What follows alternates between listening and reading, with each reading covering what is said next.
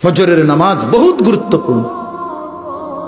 আমাদের নবী সাল্লাল্লাহু আলাইহি সাল্লাম রবিউল আউয়াল মাসের সোমবারে সর্বশেষ উম্মতকে, নবীর সাহাবীদেরকে মসজিদে ফজরের নামাজের সময় দেখে পুরা মসজিদ ভরা দেখে খুশি হয়েছিলেন এবং নবীজি চোখের পানি ফেলে কাঁদছিলেন।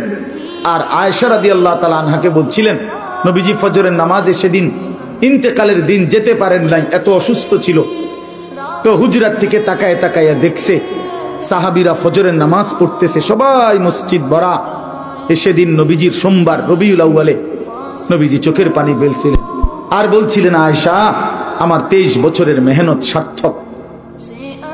23টা বছর আমি চোখের পানি ফেলছি, রক্ত ঝরিয়েছি, তায়েফে পেটে পাথর বাঁধছি, বিনিময়ে আমি যেমনটা চেয়েছি আমার সাহাবীদেরকে তেমন দেখলাম। ফজরের ওয়াক্তে মসজিদ ভরা দেখলাম। এরপরেই নবীজি আল্লাহর কাছে বলছে, আল্লাহ আল্লাহুম্মা রফিকাল আলা, আপনি বন্ধুর কাছে আমি যেতে চাই। এই সেদিন জোহরের আগেই সোমবার দিন আল্লাহ রাসূল সাল্লাল্লাহু আলাইহি ওয়াসাল্লাম ইন্তেকাল করছে।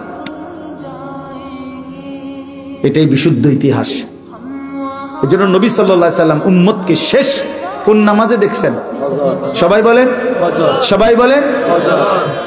সেই উম্মত যখন আমলনামা নিয়ে নবীর সামনে যাবে আর আল্লাহ রসুলের হাতে নিজের আমলনামা তুলে দিবে, ইয়া রাসূলুল্লাহ, এই যে আমার আমলনামা, আপনি আমার জন্য একটু সুপারিশ করেন।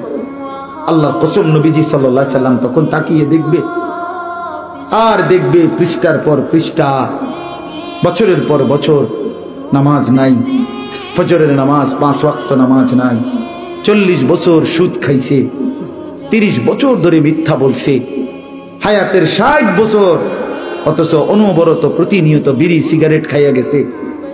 60 বছর বয়স, চা দোকানে আড্ডা দিছে, নাটক সিনেমা নর্তকীর ছবি দেখছে, কথায় কথায় মিথ্যা বলছে, গালিগালাজ করছে।